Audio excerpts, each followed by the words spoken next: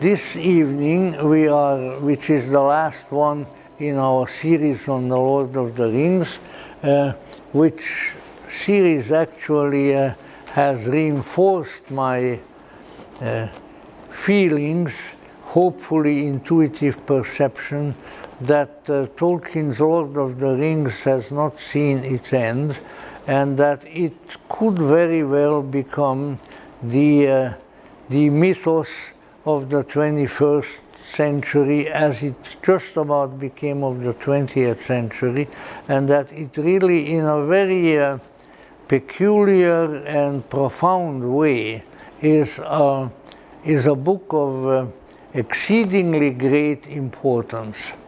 And as such, I keep recommending it to you. I can't force you to do what I have done, because I'm on my 9th reading of the 3 books plus The Hobbit. But that's because I'm weird. And you don't have to be weird, but actually, like most inspired works, there is a tremendous amount of material that does not meet the eye immediately, that reveals itself to you with repeated reading and repeated reflection. It is also my hope that, I mentioned him now several times, that a good friend of mine, Dr. Lance Owens, medical doctor in Salt Lake City, who is a great scholar of Tolkien, that I can prevail on him. He's not as old as I. Is anyone as old as I?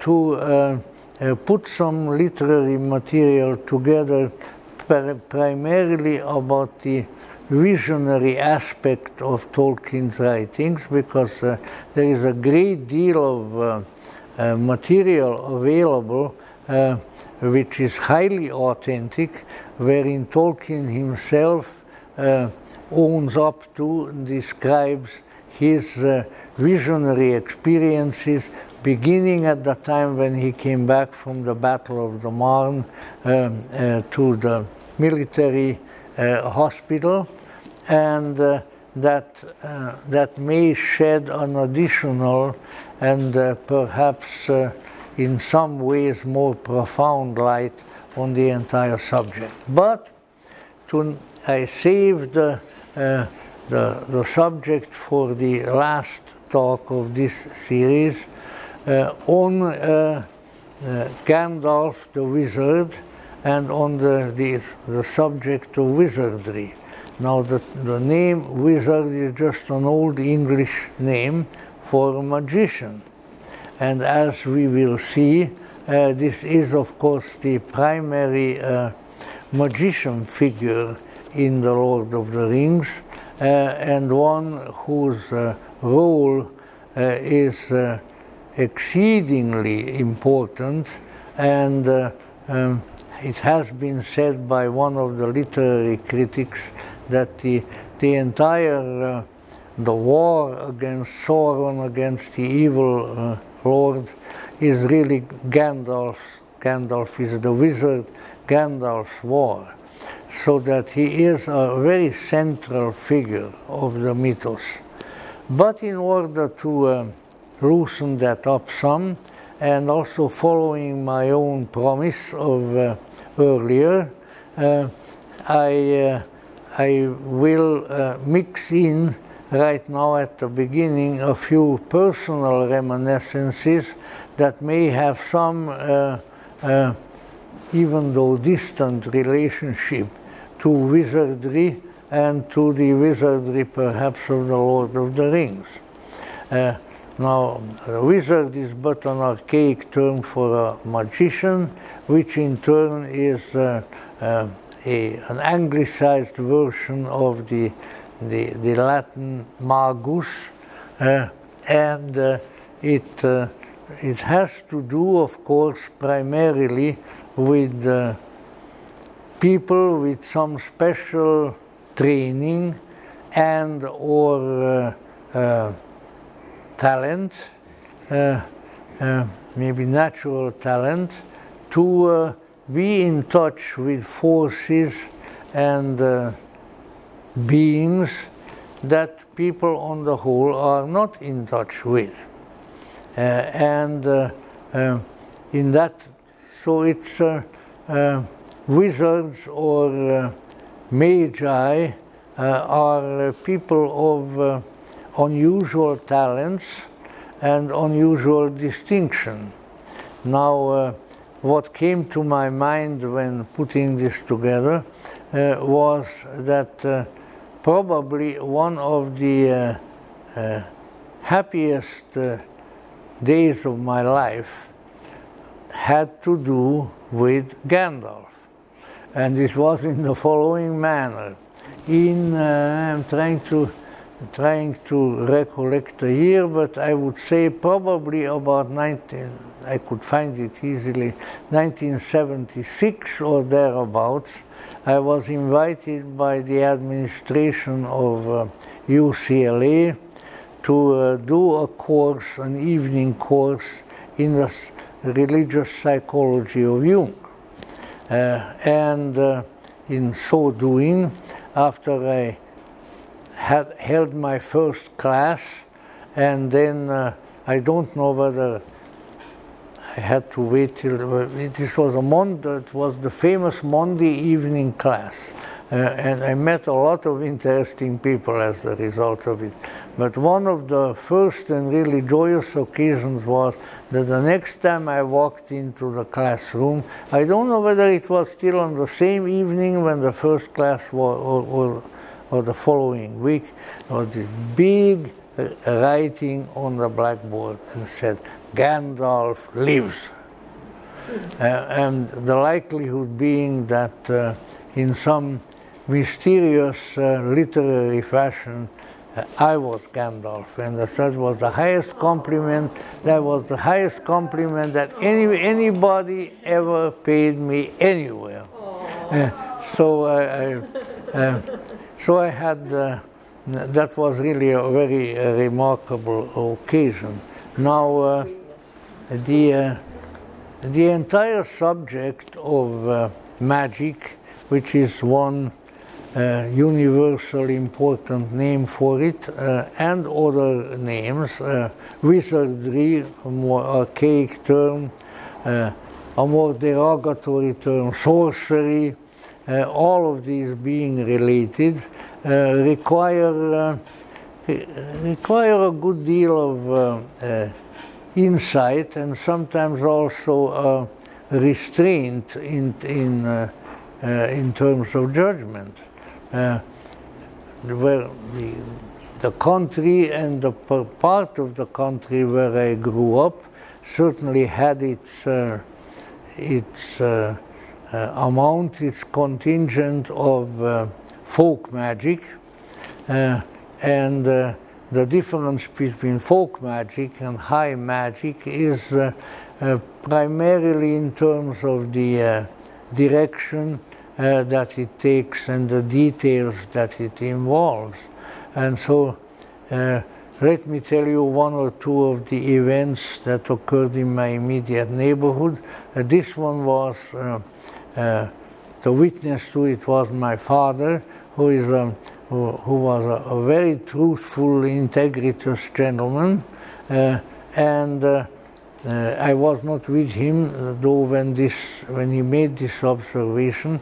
He was out with the horses, with the coach, going around one of the villages where our employees lived, and he was looking for a particular man who, I don't know what his specialty was, but who was a worker of some great talent, and whom my father wanted to recruit for some particular task.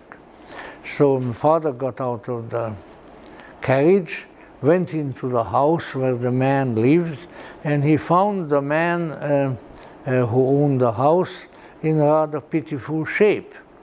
And this was a strong Hungarian countryman.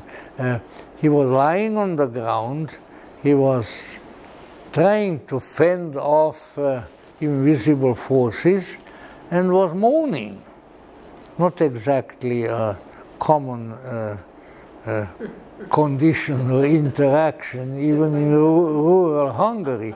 So my father went up and said, "Come on, John, you know, what's wrong? Are you sick? You want me to take you down the next town to the doctor?" And he said, No, he says, "I'm being beaten up."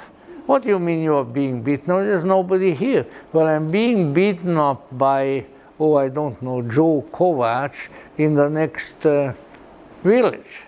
And I said, my father said, "Well, I tell you what, if you want me to, get in the carriage, we'll go over and see what that rascal Joe Kovac is doing in the other way." So they drove over there, and they went in, at least my father went in, and my father said there was this particular countryman with a big, I think it was a stick, beating up in a very vigorous fashion on a jacket, a leather jacket that was lying on the floor. He was beating the leather jacket.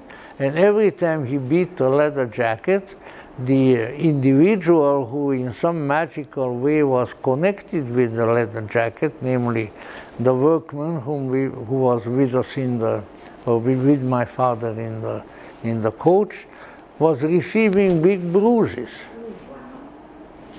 So my father got out and he said, "You know, whatever you're doing, you're not supposed to do that. And if you keep this up, I'm going to go and get the gendarmes to get you, because whether you are beating up somebody in person or in this mysterious fashion, it's all the same. It's something that's not supposed to be done." And so I think my father stopped the painful process. And you know, I mean, it was unmistakable. You could see the bruises, feeling the bruise on my own shoulder for another reason, and it was really an unmistakable, strange event. Well, all good things are three, as the Hungarians say. I'll tell you a third one. Now this one, my father wasn't present, I wasn't present, but it occurred, somebody who was present was my great-grandfather, back in the early 1800s. So he encountered a gypsy caravan, which wasn't rare because they were all over the place. And in the gypsy caravan, there was the gypsy woman reading cards. And so he went up and he said, "Come on, read my fortune." And so she took out the cards, he looked at them, and a very unpleasant expression came on her face, and she said, I would rather not tell you anything." He said, "What do you mean you're not going to tell me anything? I'm going to pay you and you know who I am. You go ahead and do that." So very slowly she came forth and she said, "Your Grace, I see a gallows." Well, it's not a very pleasant thing to see. And he said, "Well, I hope, woman, that you are incorrect." With that, he paid her some money and then he rode off. Now, this was just before the 1848-1849 civil war in Hungary. We had our own civil war there. Fortunately, not as bloody as the American Civil War. And he, the gentleman who went to talking to the gypsy, had gotten involved on the wrong political side that lost the Civil War, and wouldn't you know it, as a punishment for his participation in the rebellion against the King Emperor, he was hung by a gallows. These were sort of the stories that I heard when I was a little kid, and they made an impression on me. So shall we say strange and mysterious and at time off-putting things happen, and in places and in societies where they are accepted as part of life, they are taken as such and not made an awful lot of. Now, in a secular society, such as we have now here and in many other countries, it's a little bit different, because when unusual things of this sort happen, then the reaction of people to them is either incredulity, denial, or on the other hand, excessive acceptance. Now, by excessive acceptance, I mean when something unusual happens, and then you make a big deal of it, to put it in colloquial terms. You make more of it than it deserves. And I think that is true to a large extent of a great many of the pursuits and activities of the so-called New Age, because the sensational, the exciting nature of these magical events, of course, attracts some people, and they make much of it, and if possible, they make much of it in a way that will reflect in a favorable manner on them. So, you know, we have various forms of soothsaying and clairvoyance and things of that sort, which I certainly was exposed to myself when I first came here and when we first had this building. You wouldn't believe the freaks. It was in the 1950s, the way before the New Age, right? So the really weird people who came here, well, you can judge to some extent by this weird person, but this, I mean, people would come in here dragging in chairs from outside because they refuse to sit on somebody else's vibrations. So how do you like that? You know, that was just one. I mean, you know, that's really, it was entertaining, but at the same time also a little bit off-putting, you know. So let's see, we always had the strange people around, and we probably always will. And some of them, no doubt, not an awful lot of them, actually would qualify as being magical personalities, or if you want to use Tolkien's archaic term, wizards. Because these sorts of events and related events have always taken place, and I might as well, you know, often Tolkien certainly would be very happy to get this kind of an exegesis. One can learn a great deal from the origins and the associations of terms, descriptive terms and names of various activities and of people. And so we discover that the term magic and magician, magus, all kinds of other terms that have the M-A-G in them,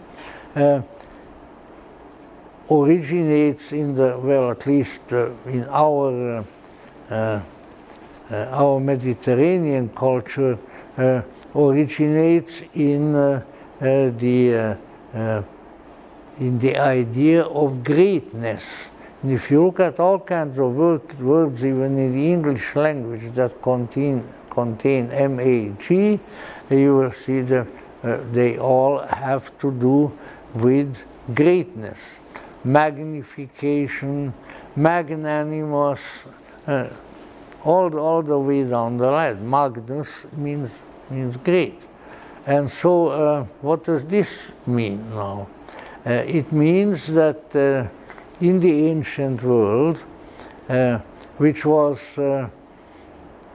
maybe naturally more magically oriented than ours, we find a lot of people who believed that by unusual practices and thoughts and visualizations and formulae, and we could go on, there can be something can become larger.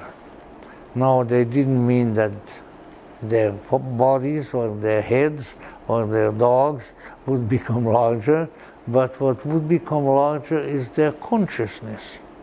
That the expansion of consciousness, the opening of the vistas of the mind to experiences that previously may not have occurred, that is magic.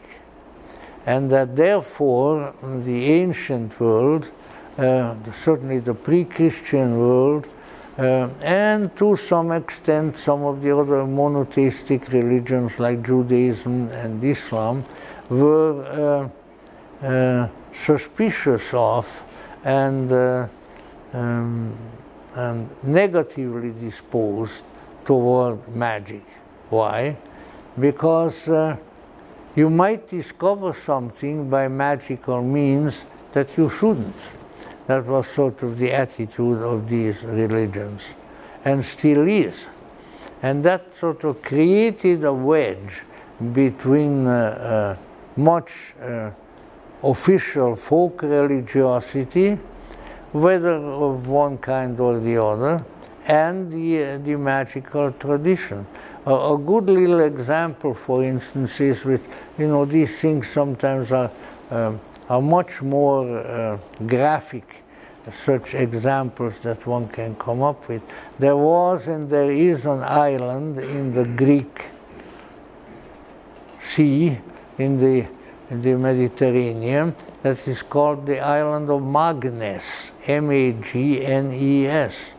And it was known for the presence therein, I think to this day, of a lot of magnetic substances, magnet stones. And what does a magnet do? The magnet draws onto itself and becomes bigger, certain things. And that island had something to do with the explanation, let's say, of the magical tradition. And so, let's say there have always been people in the world who, how they came by it is undoubtedly an individual matter, who had a more wide, a more extensive consciousness, conscious awareness of the realities of existence than others, and who therefore were referred to as magicians, magi, and as such were usually regarded with some respect and highly, although when they ran into competition, especially competition of a nasty kind, then they were often persecuted. Now, I thought that by creating a little bit of a framework for this entire idea of magic, of sorcery, of whatever we wish to call it, we might be able to penetrate into Tolkien's highly unusual, extraordinary approach to this matter, and thereby perhaps draw some conclusions that might be useful to us. And it is already when you read the first book, outside of the trilogy, the introductory volume, The Hobbit, which is a charming little book. I think I mentioned to you before that I bought a copy that I wasn't reading, then I became deathly ill with a bad flu, and then I had no other book that was within arm's reach, so I read The Hobbit, and once I was done with it, I couldn't wait to get to the real crummy little neighborhood sort of drugstore, bookstore to get another one by Tolkien, and there I was hooked. But let's say already in the introductory work and in all the others, there appears the teaching that in the world there are wizards. The term wizard is used, which is an old English expression, and particularly one wizard. And it's also interesting to note that all of these wizards are they don't appear in some very outlandish or romantically exciting fashion with a big pointy hat and things of that sort, and that the main wizard with whom we are supposed to be dealing this evening, if I ever get around to him, the wizard Gandalf the Grey, as he is referred to, appears as he is described in one of the little poems as an old man in a battered hat. And his main impression that he creates right from the beginning is something that is very pertinent to this time of the year here, to the 4th of July, because what he does is he brings into existence fabulous fireworks. And this mainly occurs in the so-called Shire, which is a little country where the hobbits live, these small humanoid beings who, among other things, as I mentioned last time, I mention it again, one of whose leaders in the past had discovered a plant, a substance which they came to call pipe weed, and thereby created what we call the tobacco. Old Toby Longbottom was the hobbit who discovered pipe weed and started growing it in a certain part of the Shire. So the Gandalf the wizard, who comes around with his fireworks, not only does fireworks, but he also has his long pipe with him, and he has some of the pipe weed, and he emits the most magical smoke rings up into the eye. I have tried it in many different ways, and there are some ways of smoking some cigars which will yield you the best results in terms of smoke rings. So if you're interested in smoke rings, I'll talk to you after the lecture about it. In any event, from time to time, this old man with a long beard, sort of with a battered hat, and nothing terribly impressive, not some magical coat with the zodiacal signs on it or anything else, just appears, and usually with his helpers, and then he puts on the most magnificent fireworks that have ever been seen. And one of the reasons for that being that as far as his affinity to the classical elements may be reckoned, he was a fire wizard. His Gandalf's specialty was the element of fire in its occult and its more mundane manifestations. So this firework maker however, is a very mysterious character, and there is a great deal more to him than meets the eye, and even his coming to the Shire periodically to put on the fireworks and hobnobbing with the little hobbits there has special reasons. One of these being that unbeknownst to them, the little fellows in the Shire with their big hairy feet and their pipeweed are in considerable danger that they are not aware of. There's something going on in the outer world beyond the fence, beyond the hedge that divides their land from the old forest and so, which are very, very unusual and very, very wild. And so Gandalf, unbeknownst to the little hobbits or to others, is really one of the supervising guardians of the security of this little land.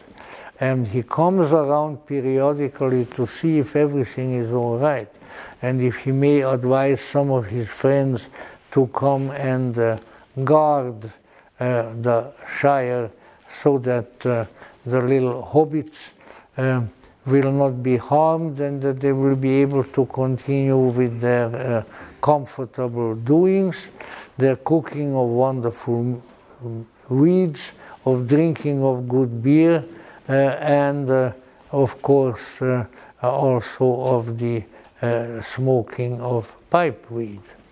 So he is, unbeknownst to everyone, he is a guardian. He is aware of all kinds of strange and often dangerous things that are going on in the world and which might invade the habitat of his friends, the little hobbits.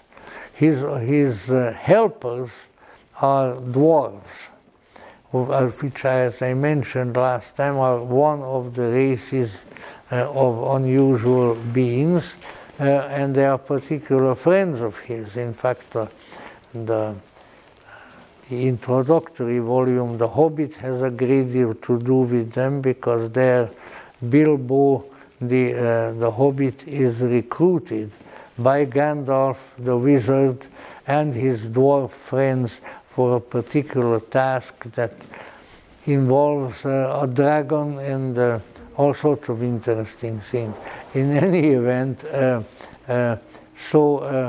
he has a hidden role at that time, and eventually you discover that really without Gandalf the wizard, it would be a much, much more dangerous world for hobbits and for other creatures, which theme goes all the way through the 4 volumes, I mean the Hobbit and the 3 volumes of the Lord of the Ring.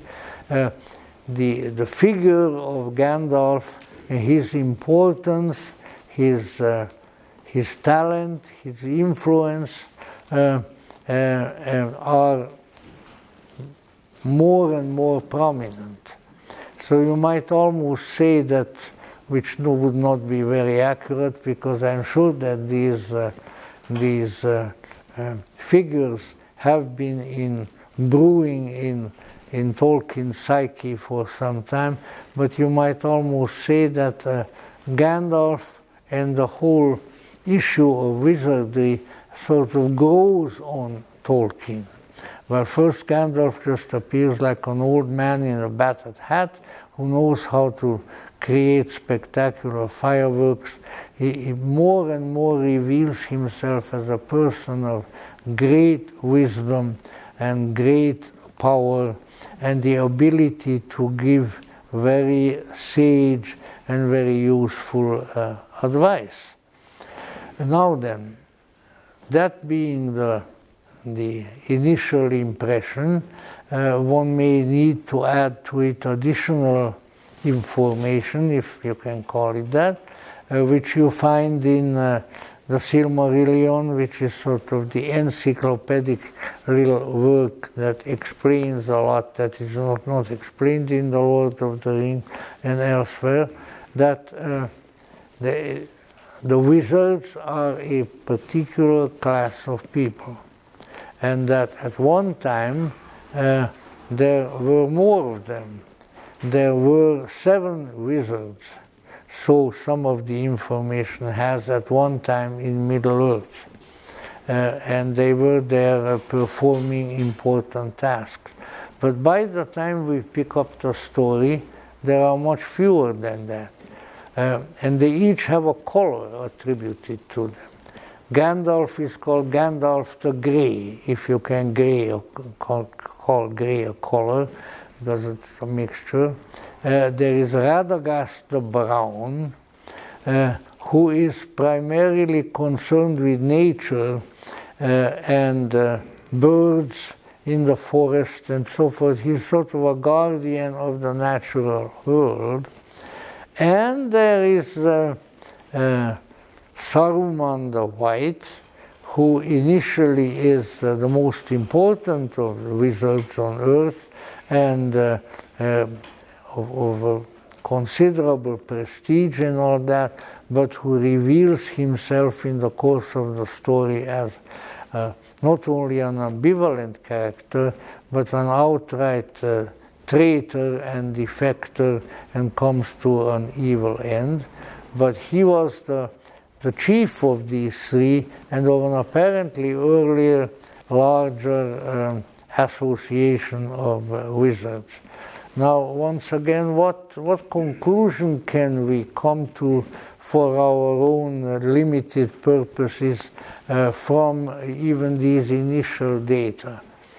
And the data, I think, are that very much like Tolkien expresses it, yes, in every historical period and in every part of the world there were wizards. And that since that has always been the case, it's a logical conclusion to draw that there are some now. And for instance, I remember one of my teachers, great gentleman, his books are still around, Professor Ernest Wood, who taught many years at University of Benares and other institutions in India. He said that he had seen real magic in India and that he encountered people whom he would not want to get on their bad side because they knew how to kill people with magic. He said, still going on, it has always going on in the world, and in some places, like in India, it's more readily apparent than in others.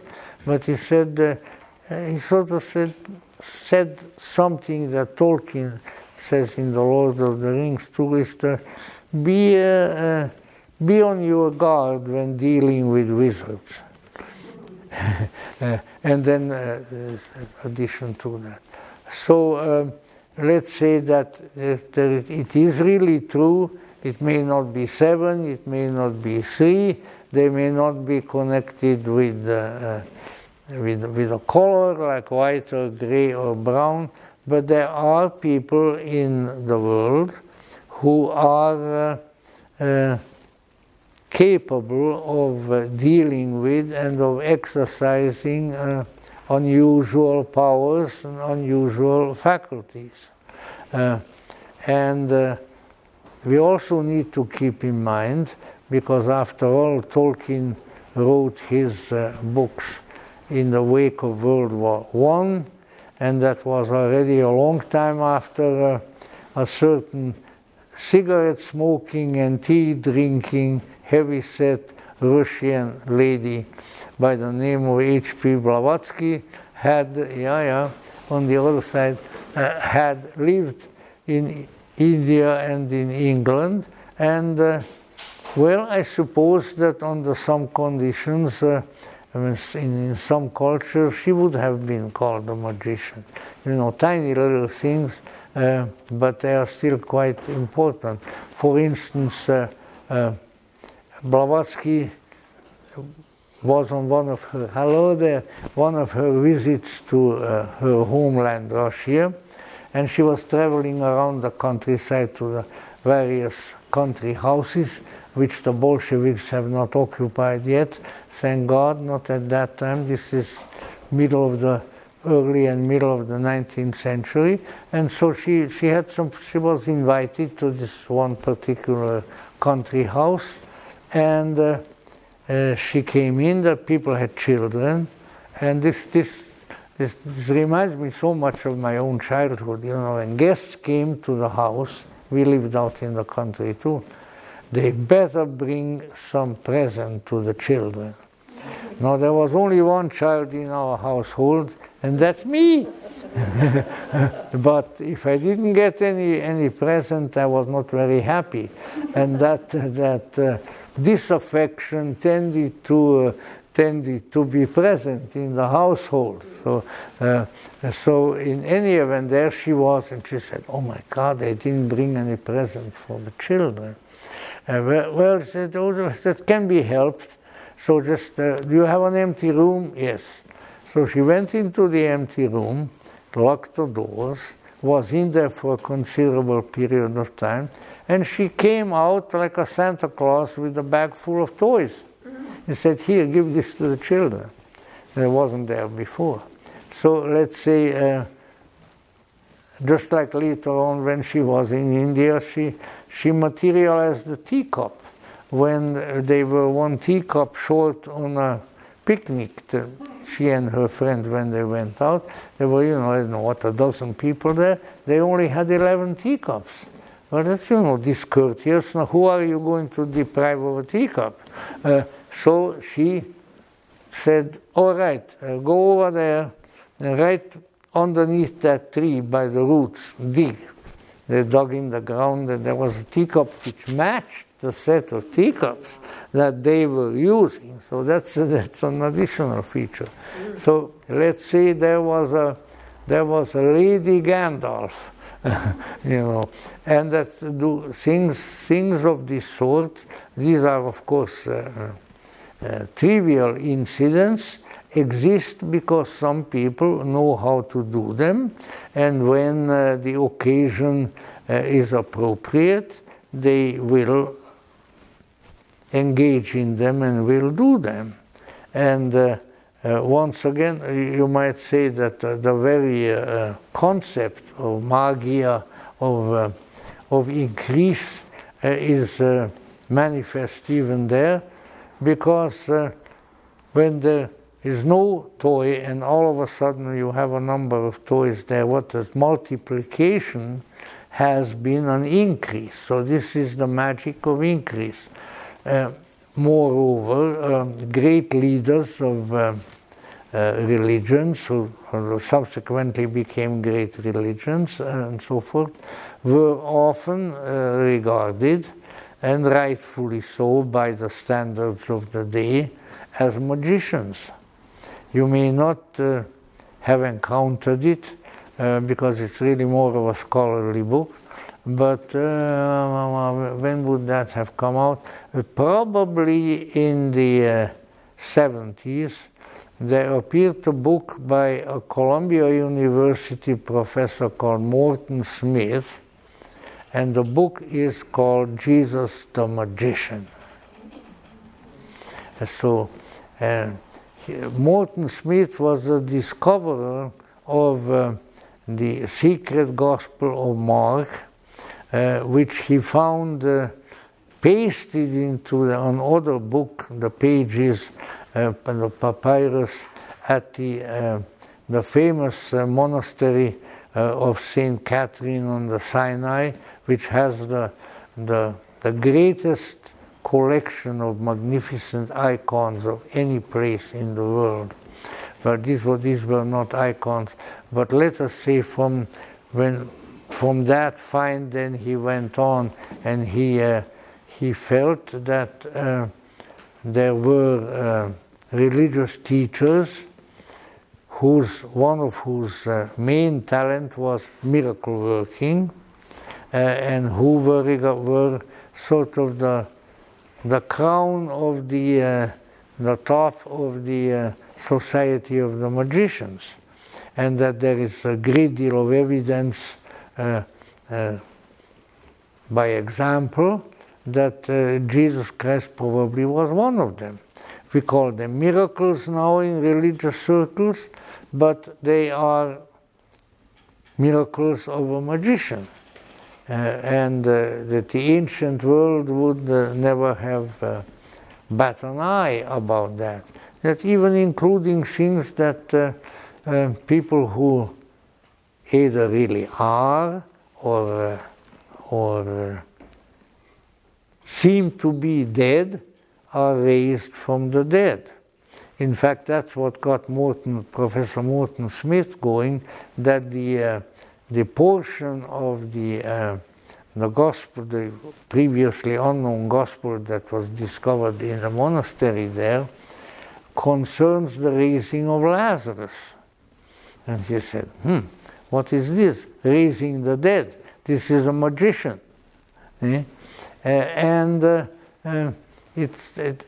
It certainly, if it is viewed in the perspective of the ancient world, clear into the 3rd, 4th century AD, it's a perfectly understandable situation and understandable position. So let us say wizards, if you want to use that term, magicians were around, and often they had multiple tasks, and they were not just performing tricks, but they were capable of unusual feats which other traditions might have called miracles, and that this undoubtedly attracted the attention of potential followers and had various other consequences. And I cannot forget one, a later contemporary probably of Jesus, probably the two were on earth for a short time at the same time, by the name of Simon.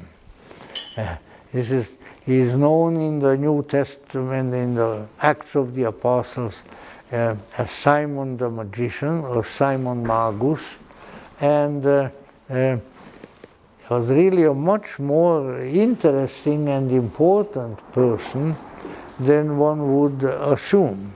For instance, just to indicate to you the connections of these various currents, that in the secret, what are called the secret esoteric notes or writings of H.P. Blavatsky, which were discovered within the last few years, and I am strutting around with happiness as I just spoke on the telephone today with the man who discovered it and edited it, our dear and good friend whom we hope to see here before too long from New York, Michael Gomes,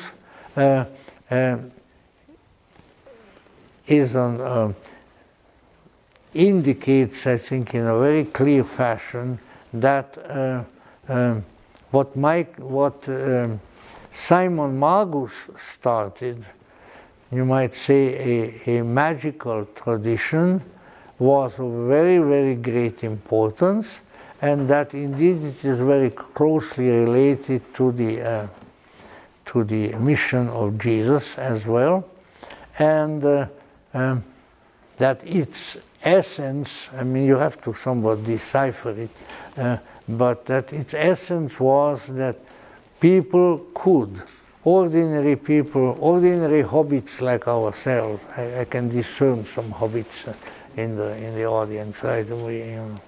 A hobbit is unmistakable, it has an aura around him of a certain kind. anyway, that these people have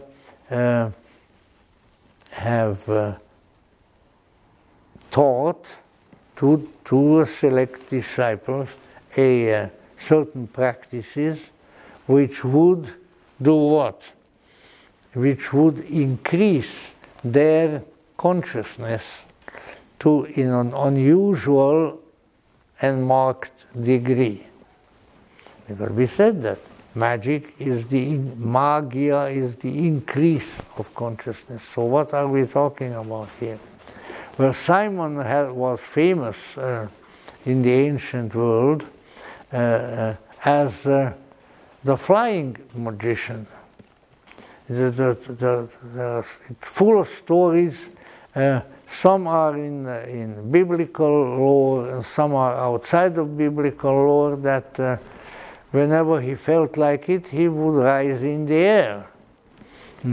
And of course, the Christian apostles, like St. Peter and so, according to the stories, were not terribly happy about that. Why? Because they couldn't do it. This Samaritan Jew magician, he could fly in the air like nobody's business, and he even claimed to take in his spirit trips to other planets. Now, he didn't mention any flying saucers. I'm happy to say that would really put me off, because the only flying saucers that I believe in are the ones that came flying out of my cupboard the day we had the first biggest earthquake, and all these saucers came flying out, and then someone said, yes, I have seen flying saucers in my own kitchen. And if you want to know the place, at 4758 Melrose Avenue, where I was living at the time. That's a little different situation. But that, and moreover, since then, documents have been discovered in the British Isles indicating that various Celtic magicians there knew of and were in touch with Simon Magus. Now, Simon Magus was down in Rome and Palestine and around there, and the others were, of course, in the British Isles. But so much so that his spirit would fly to England, and they would talk to him there, because he was the flying magician. Now, once again, don't shrug your shoulder at this, because these stories all have important implications. What did they call this kind of flying? A little bit later, like maybe after 1875, what did they call it? Astral travel. That was again Blavatsky and Alcott made it, which astral means starry, like an asteroid and an asterisk and all that sort of thing. And so let's say modern occultism, if we can call it modern, 19th century occultism recognized the existence of the, what would be a good word for it, the exteriorization of consciousness, which can conquer distance, time, and various other obstacles. And that some of this, I think that Eliphas Levi may have already presaged some of this. You need to keep in mind, if you're interested in literature of this weird kind, that before, I don't know which particular year we can, but let's say before the 20th century, there was no copyright on books.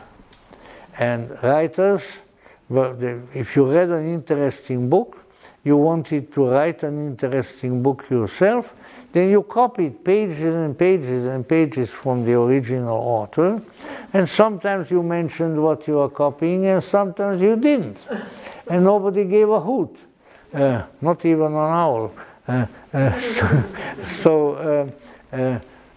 you find the point, I don't have to quote them, but in any event, it was very prominent. And so the interesting thing that comes out of the more recent discoveries and the editing of Blavatsky's secret materials to her class, which have now been published, are that Simon Magus and what he stood for was of extremely great importance to her. And these things need to be kept in mind. Why? Because once we obtain a certain amount of insightful information about ancient magic, modern magic, then we discover that the principal phenomenon associated with the magus, with the wizard, whatever you want to call him, is that they are in contact with, we might say many of them, the really good ones, perhaps even in a state of union with a superior spiritual principle, which is, it's them and yet not them. What do I mean is, we all have, according to the esoteric teachings, an aspect of ourselves, a higher aspect of ourselves that is wiser, that is more powerful, that is more accomplished, and ultimately more insightful and moral, good. Not just wise, not just smart, not just clever, but good in people. But most people, including ourselves, are not aware of it. Every once in a while something happens, and what happens to you may happen to what happened to the author of the Poimandres of Hermes. This Hermetic student was there, and a great big gigantic spiritual being appeared to him, but a big fellow, really overwhelming, so much so that he was pretty scared.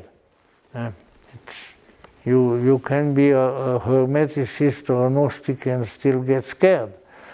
And so he was really, really afraid and trembling. And then finally he manages to, this is in one of the Hermetic books, finally he manages to raise his scared eyes above, and he sees that the huge spirit being that stands in front of him has his face.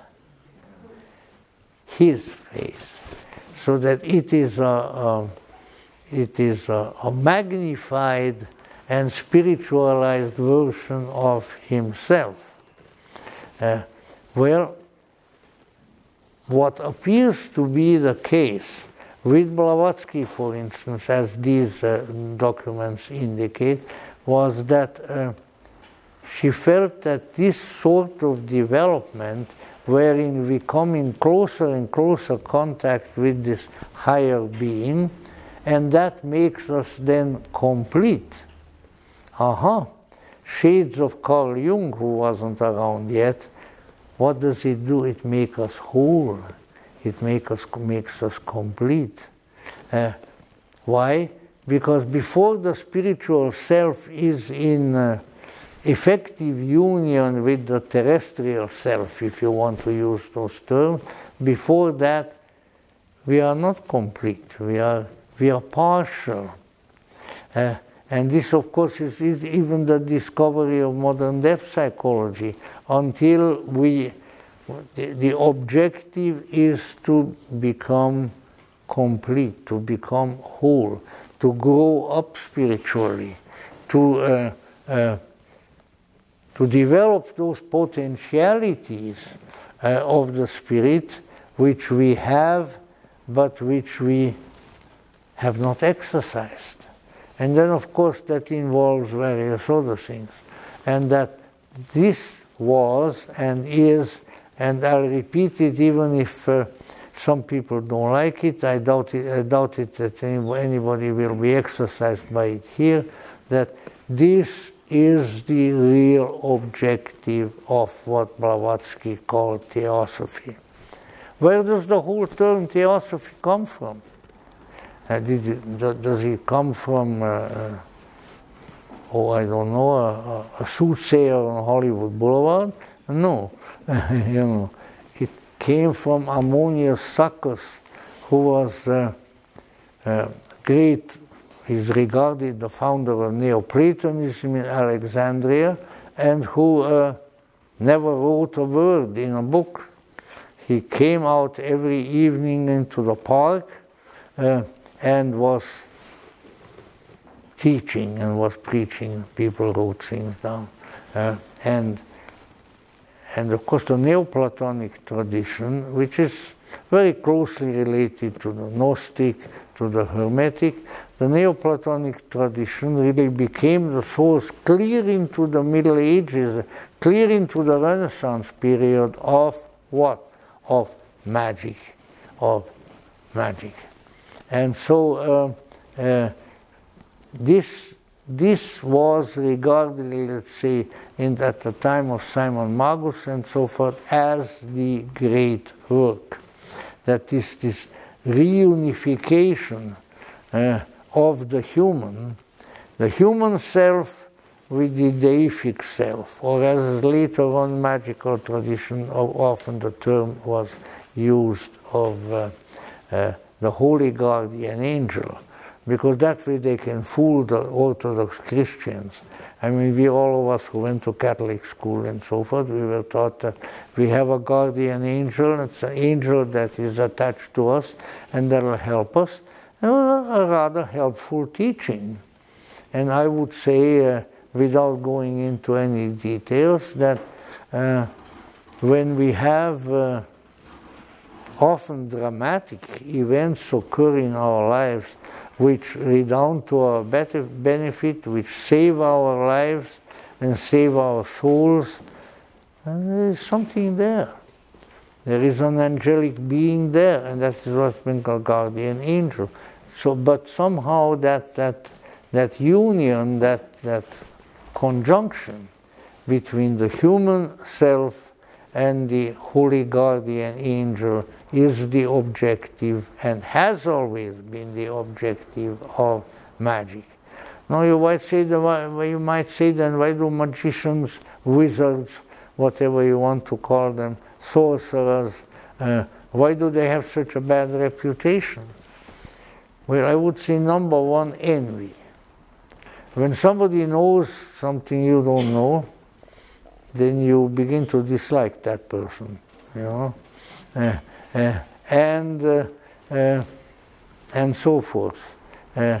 So that this, however, in the ancient world was not, I think in many ways, people are always the same, whether they are in ancient Athens or in modern Los Angeles, but still, I think in the ancient world was less peevish than we are. Oh, he knows something that I don't know.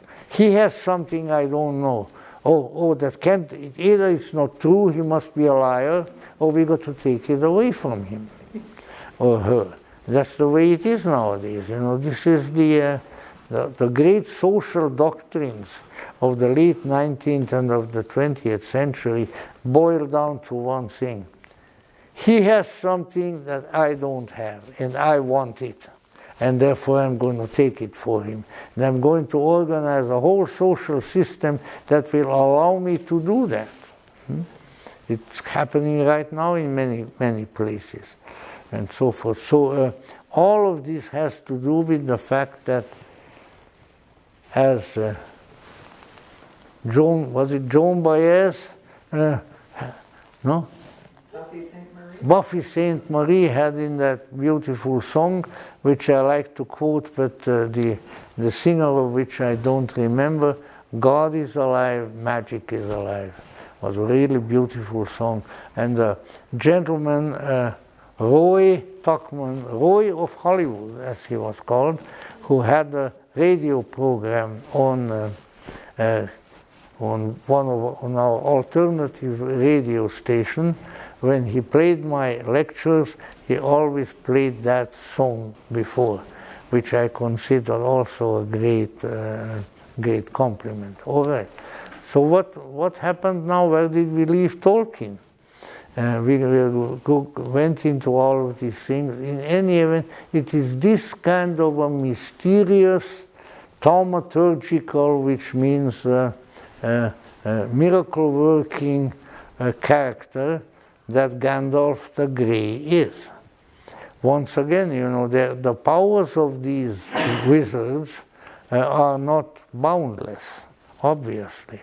They have their own limitations, and they are in conflictual relationship with various others in the story and so forth. But right from the very beginning we can see that Gandalf does have the ability to assist those persons who he feels deserve such assistance. And that indicates that people of good will, people of intelligence and goodness, and fun-loving people at the same time, and pipe-smoking people at the same time, and beer-drinking people at the same time, have help. They have an associate. They have someone who looks after them and who doesn't want the inimical forces to get them and to enslave them and subject them to all kinds of bad things. And therefore, in the guise of a maker of fireworks and things of that sort, he comes around to the Shire and inspects and sees that the inimical forces that are growing in the world have not penetrated the habitat of his friends, the little hobbits, at least not yet, in part because he has some plans for some of them. And eventually these plans materialize. In the first volume of the trilogy, an unexpected birthday party, which is the birthday party of one of the chief protagonists, the hobbit Bilbo Baggins. Gandalf comes with his magnificent fireworks and all of that, and then imparts the somewhat disturbing information to Bilbo the Hobbit that Bilbo should be leaving his beloved Shire with all of his relatives and all of his friends, because there are some difficult things for him to do elsewhere. And quite reluctantly, Bilbo and then subsequently his nephew Frodo, he listened to Gandalf the Wizard, and following his guidance, they get involved in a more and more complex and at times very dangerous story, which is really the story of the Lord of the Rings. Now, when we keep this in mind, once again, as one always should, and I have tried to emphasize that in our series on mythology at other times, that the myth tells a story. which has happened and which we ought to know about. I was just talking to a friend of mine, other friend of mine who I consider to be, as the Lord of the Rings calls it, I consider him the most knowledgeable lore master of the Lord of the Rings. This is my friend Steve Marshall in Portland. And I spoke with him and told him what we were doing here was quite interesting. He's going to be down here one of these days, and we can get some stimulation from his wisdom. But one of the things he said reminded me of the reaction of other people. He said, but I said, you can call it a myth, but these things have happened. They happened. And I said, I never said that they didn't happen. A friend of mine was an initiated Sufi in the Western Sufi order. And one time she had a long interview with Pir Vilayat Khan, who was the head of the order at that time, also a very interesting gentleman. And so she mentioned to him that she was reading Lord of the Rings. And then she sort of tried to excuse herself, tell a spiritual person that you are reading a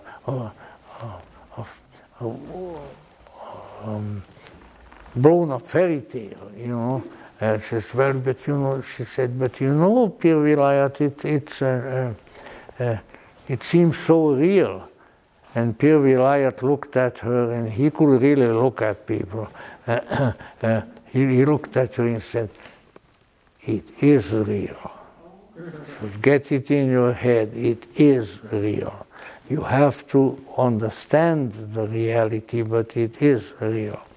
And I think that is true, because and not just in and not in a metaphorical sense, not in an allegorical sense, but in a way that what you are reading there is something that has happened, and that can happen to you and can happen in you.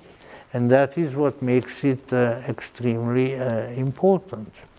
So now then, let's go on from there and sketch the picture a little bit. What is it that's going on? What is the big issue? What is the big problem? Why does the Shire with its hobbits have to be protected and warned and in various ways guided? So what is the big business? Well, it is that, as I mentioned, I think in some of the other talks, that the cosmology, the great big cosmoconception of the Lord of the Rings indicates that practically from the very beginning, from the time that the powers from the deepest aeons came, and when Elbereth hung up the stars and the heavens and all the various creative acts came, there was also evil in the world. And it still is. And in fact, that from time to time it grows very powerful and very menacing. There's a cosmic evil that Lord of the Rings calls Morgoth, which is one of the Valar, the highest Aeonial powers that has turned evil. And he in turn has a disciple who then comes to Earth, and that disciple who finally established himself on a magical mountain, and whose desire is power, and who wants to take over the world. And it is this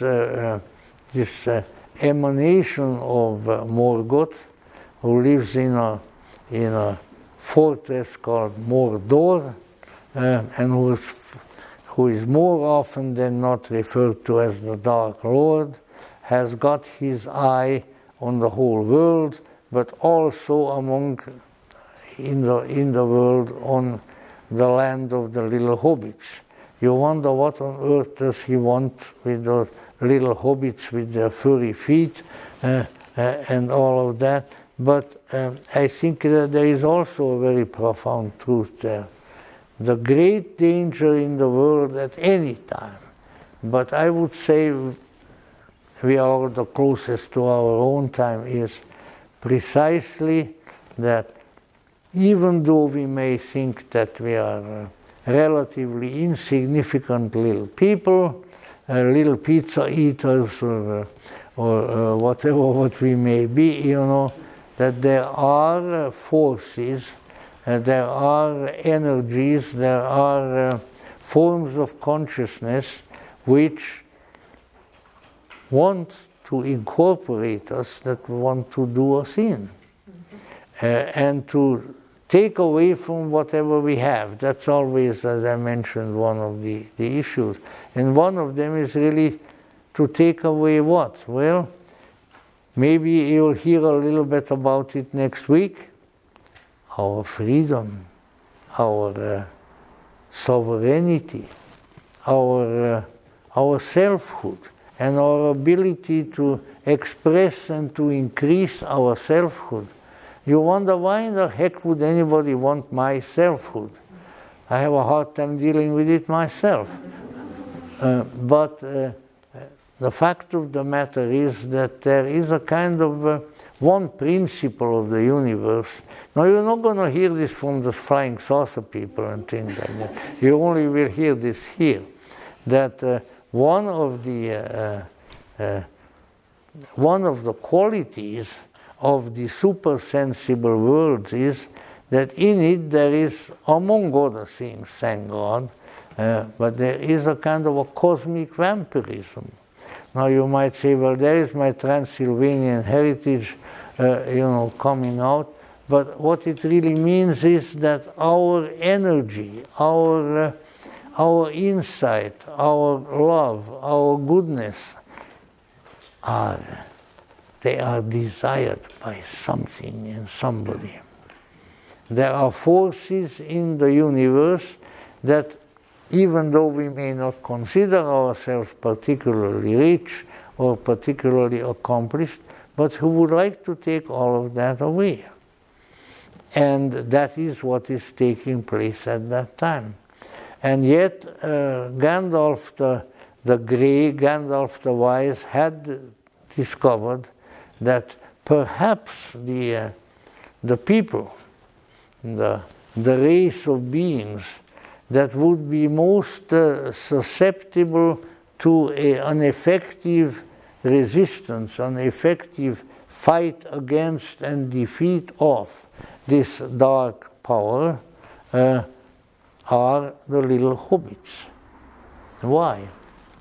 Well, for one thing, because, as we would say in our present-day terrestrial language, so not in the language of the Lord of the Rings, because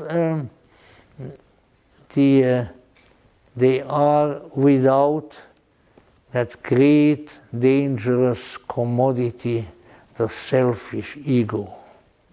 It's precisely that selfish egotism, that striving for power, that desire to lord it over everyone and everybody, that had put the Dark Lord into his dark tower, from whence he is now menacing the world. And so that the best, how should we put it, the best material, the best subjects who might stand up to the great danger of the darkness are the hobbits, because they are common sense little people. And they have no ego desire. They don't want to lord it over anybody. The best, what they desire more than anything else, is sit in their hobbit holes, which are dug into the hillside, by the fireplace, drinking tea or beer and smoking pipeweed. Now you might say that that is a fairly ordinary kind of approach, but this is precisely it. Gandalf knows with his magical knowledge that all the other races of humanity, the heroes, the descendants of kings, everybody else can fail, and that even the wizards can fail. And if there is one, Saruman the White, who does. And how does, Saruman is the most potent of the wizards who are still on earth. And how does he fail? Well, he fails because somehow he gets the idea that he can become like the Dark Lord. With his egotism, he can rule much of the earth, sort of under the Dark Lord, but that he has what it takes. Fortunately for us, as the story develops, we find out that does not happen, and the crucial element which we mentioned before is that there is a magical object, and that magical object is the One Ring, the Ring of Power. That's why it is called the Lord of the Rings. And this magical object depends the welfare or the downfall of Middle Earth. On this depends all reality, and yet it is represented as a simple gold ring on which there is a magic inscription. But the Dark Lord in his dark tower desires that ring because he knows that if he had possession of it, he would have possession of the world. Now, this may sound very far-fetched and very peculiar, but I think once again, if we allow the symbolism to enter us, then we can see that we carry inadvertently, because the hobbits came by that object totally fortuitously, that we have something in us, with us. We carry it around everywhere. And this something is extremely valuable. And it is probably our own only defense against very unfortunate forces and developments. And if we are able to deal with this magical object in a proper fashion, then reality can be saved from being taken over by darkness. Now you might say, what's all this darkness stuff about? We want a joyous world. We want to be happy. We want to New Age dance around the cauldron or whatever, which under some circumstances, if the right people are there, might be fun. Although unfortunately, I never learned how to dance. I don't even say unfortunately, I just didn't, and that's it. But let's say there's something there, once again, to describe it would be counterproductive. But I think the only thing that we can say is that there is a certain kind of consciousness. There is something that comes out of humanity and is guarded then by the hobbits and so forth. There is something there that can be extremely valuable to the enemies of consciousness. And the only way to put an end to that danger is to somehow take this gold ring and to take it back to the point where it originated, which is actually we would call it a volcano, and a fiery furnace where it came from. And if it goes back there, then this particular danger is not present. But if it doesn't, then the Dark Lord will get hold of it, and his power will terribly increase. So once again, the only thing we can do in that respect, I know people have been badgering me sometimes to the point that I was a wreck. What is the ring? What is the ring? I can't tell you what the ring is, but maybe your own consciousness, maybe your own soul, maybe your own inner vision can tell you that there is such a thing. And moreover, there are certainly some signs there that are important. One of them is that it has to be returned to its origins. I would sort of leave that up to you, because that's the easy way to go. I would sort of leave it up to you and say, you figure out what it is that you are carrying in your pockets, as the hobbits would say, and that needs to be done away with. It should not fall into the wrong hands, because in that case there is great trouble.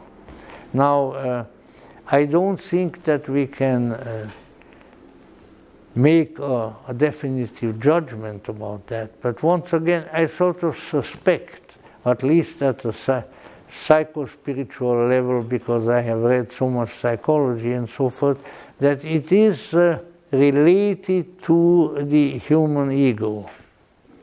And that when the human ego becomes too filled with its own power, and when it gets into the hand of even greater forces behind it, then it can cause a tremendous amount of evil. And some people have speculated, it could be atomic power. Now maybe it's, artificial intelligence. I will give you a great pronouncement. I think I made it already. Most intelligence in this world right now is artificial. I have not encountered too much genuine intelligence. If you think you know somebody, introduce them to me. I'm willing to change my mind, But let's say, real consciousness is hard to come by. And it's easily lost and drops into unconsciousness. So anyway, there is a danger here, and this ring of power needs to be somehow returned to where it came from. Now, where did our ego come from? Where did it come from? Where is Mount Doom, as it's called in the Lord of the Rings, where it was first forged, and where if it is returned, everything is good? Well, once again, Jung would say it must be in the human psyche. And so when in the last terrible two or three chapters, I think it was about 2 chapters of the Lord of the Rings, where these poor hobbits who have been entrusted with carrying the ring under those terrible conditions are climbing that mountain and getting closer and closer to the fire. And I even want to call to your attention the psychological wisdom, because there is a creature with them who is sort of related to hobbits, but he's like a caricature of the hobbits, and that is Gollum. And Gollum is with them, and in the end, Gollum starts fighting with them, and he grabs the ring and falls with it into the volcano, and then everything changes and the Dark Lord is defeated, which I think indicates that what is Gollum? Gollum is the shadow. He's related to hobbits. He has the same kind of physical frame, but he is a corrupted, someone of a corrupted hobbit nature. And in the same way, our own dark side, our own side that has been corrupted, can serve a purpose. Now, once again, people are going to say, "Oh, you think that evil serves a good purpose? That means you are a Satanist." Well, even if I knew what Satan is, I certainly wouldn't be that. Although, you know, we had, especially when we had our place on Hollywood Boulevard, we had the weirdest people come in over there too. It was just really more fun than a barrel full of monkeys. And there I was, when the lecture was over and they were serving coffee, and in comes this little fellow with a long black overcoat with big glasses on. And nobody had anything on his head. And he walks up to me and he says, I swear just exactly, he says, "Magister, I am a priest of Lucifer."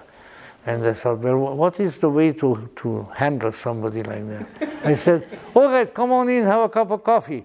Right over there, you know, come on. So, you know, I just totally ignored his malefic self-description, gave him some coffee, he wandered around, and then pretty soon he left.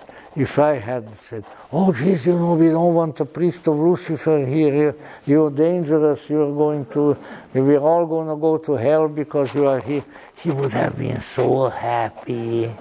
And you know what? I didn't want to make him happy. That it wasn't one of my days when I was going to make the priest of Lucifer happy. Maybe somebody else, but. These things go on, but what we have here really is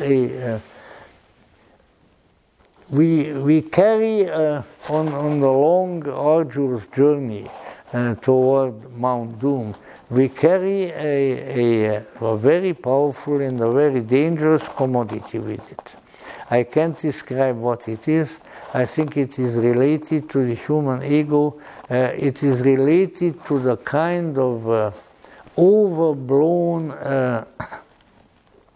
self-importance which we have seen certainly manifest throughout history, and we don't even have to go very far back.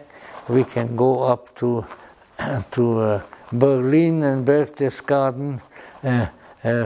There was somebody there with a little mustache under his nose who was carrying that ring, and over a little bit to the east there was another one with a great big mustache.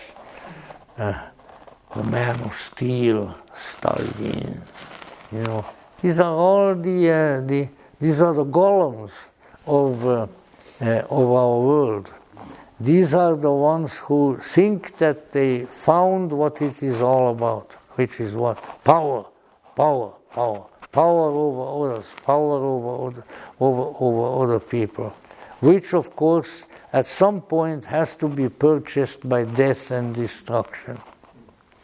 And that is of course why it is evil. But it can be brought to an end. It can be frustrated. And I think, you know, we a little bit mentioned it already before. If those who are chosen, like the Company of the Ring, which consists of mostly of hobbits in the end, consists of little people with goodwill, little people who don't want any power to themselves, who don't want any riches to themselves, who don't want to lord it over everybody else. If there is anything that they want comfort and having a good time. And you may say, that doesn't sound spiritual, you know. Spiritual people don't have a good time. Oh no, Of course not. You know, no. Let me tell you, of course it depends on a person's definition of spiritual, but some people whom I would consider to have been very close to the spirit, although obviously very, very weird. This is also something you have to consider. The closer somebody is to the spirit, the weirder they are. And you have to put up with the weirdness. If you can't put up in the weirdness, you are in trouble. I had encountered that. You know, I'm not going to go into the details, but let us say I was associated with somebody who I would say was the greatest wizard, the greatest magician that I've ever encountered. And however, he was extremely difficult to deal with. You really had something to put up with. And I argued and fought with him like a cat fights with a dog. But he was an absolutely great, miracle-working, mysterious emissary from the other world. And I will be grateful to the end of my days that I encountered him, because there was a Gandalf, you know, and there are others. But the important thing to remember is that the wizards themselves, the prophets of the other world themselves, often cannot do the work. They can inspire the work. They can facilitate it. They can introduce various circumstances which will make it easier. But I am sorry to say that the ones who have to do the work are us hobbits. Us hobbits, little people with the long pipes and the fireplaces. And why is that? Because we have to learn how to listen. When we sit by our fireplace, we have to learn how to listen while we are preparing our hobbit meal for that which is beyond it. We are not asked to be ascetics.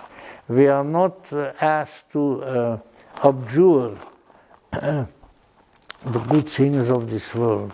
But when the task devolves upon us, then we need to know how to forego what needs to be foregone and to pursue that which needs to be pursued.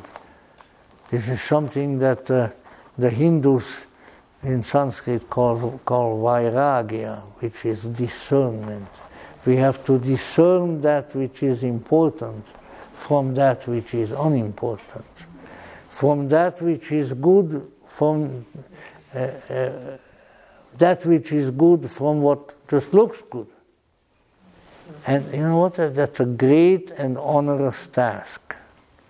And it is full of disappointments, and it's full of defeats, and it's full of torment, but when carried to the end, the victory is glorious. When the dark tower blows up into the sky, and when the eagles are coming and proclaim the defeat of evil and the coming of the true king, then you see that all this that has been important has been worth something, and that the whatever the mysterious object that had to be destroyed, whatever that object was, it's taking it to its source and then facilitating its destruction was a great and holy and important and heroic deed. So this particular point, that other encounters about the Lord of the Rings, I might phrase it differently. Why don't we give a little attention to what kind of golden ring there might be in our house and in our clothes. Why don't we take a little look at some strange magic, which if it fell into the wrong hands would cause an unbelievable disaster, and which already has in many cases, and then see how we can get rid of it. You see, it's easy to rhapsodize about the Holy Grail and things like that. I'm certainly a great Grail devotee, and my friends are Parsifal and Lohengrin and these people, because it's a great heroic myth, and heroism is necessary. But heroism is not just a rattling of swords and of spears, but heroism is to be willing to go to the very limit, to go to the crater of the great volcano, and to there see the dangerous commodity destroyed. What the dangerous commodity is, as I said, I'm not prepared to say. But if we look deeply enough within ourselves, I think we will find it. None of us are angels. Maybe that's a good thing. I mean, I don't think I would want to be called Gabriel, Michael, Raphael, Hoeller, you know. And I have great regard for angels. But let's say we are not angels. We are not avatars, but we are who we are. And it is this being who we are, wherever we have been born, the way we have been raised, the experiences that we had, this is the being that is required to join the company of the ring today, and to get rid of that which is dangerous, and get rid of the danger of oppression and horror which in any age looms over humanity, but maybe at the present time in a special manner. But it can be done. No one else can do it but ourselves. We are of the company of the ring. We have been chosen to do that because the wizards, the magicians, the Gandalfs were there and saw us and thought that we can do it. And I think that this is true of all of us. We don't give enough credit to ourselves. Also, we have been led to value commodities in this world which are not worth valuing. We are being taught a wrong ethic, while our ethic should be to go and get the ring and do what needs to be done with the ring. We can do it, perhaps in other lives and in other places and on other planets or wherever we have done so before, because there is something in us that knows. There is a wizard self within us. There is a Gandalf within us who knows how to do that, and how also to help and instruct others. Because it is not meant that the Dark Tower should rule this world and rule humanity, but rather that it should fall down, and that somewhere in some corner of this world we may be there looking up on the sky and see the eagles coming and proclaiming that the Dark Tower has fallen down and that the true king is coming. It can happen, it has happened, and it will happen. And if we have the right will, and the right determination, the right goodwill, along with our lives, not as a substitute for it, We don't have to give up anything. We don't have to give up pipeweed. We don't have to give up the beer at the tavern in the Shire. What we have to give up is that ring, that mysterious thing. That's what we have to give up. And if we are properly instructed, if we have the proper intuition, if we have drawn the proper conclusions from the books, then indeed we shall do it. And in doing so, we will join what the ancients called the heroes. You know, the first step, as the Greeks said, the first important step on theosis, apotheosis, is to become a hero. After the hero is the demigod and the demigoddess, and after them are the Olympians, the gods and the goddesses. If indeed we raise within ourselves that heroic spirit that the little hobbits have going up that terrible mountain, and then accomplish our deed, then indeed we will be the heroes, and we will join the immortals on Mount Olympus, whatever it may be called, and we will have contributed to the instruction, the information, and ultimately the redemption of this strange, mysterious world where we find ourselves. May that day come soon, and may the Gandalfs and the Radagasts and the other wizards of this world come and help us and instruct us. We await them, we thank them, and we hope that it will be accomplished. Thank you very much.